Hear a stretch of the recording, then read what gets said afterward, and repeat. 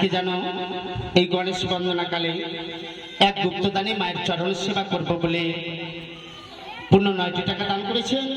দানকে পবিত্র রাখার জন্য 16 আনা দক্ষিণা করেছেন। তবে সেই গুপ্তদানের পক্ষ থেকে আমি মায়ের কাছে কামনা করব, ওগোই আমার অষ্টকোটি নাগ দেবতা, যে গুপ্তদানে তোমার চরণ সেবা করেছে মা, তুমি তোমার ত্রিনয়ন খুলে তাকে দেখো।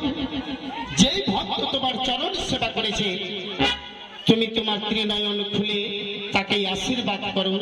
তোমার এই আশীষে যেন সে ধন্য হয়ে থাকে, চিরদিন সুখ শান্তিতে যেন থাকতে পারে, এই বলে আমি কামনা করছি। জয় মা মনসা, জয় মা মনসা।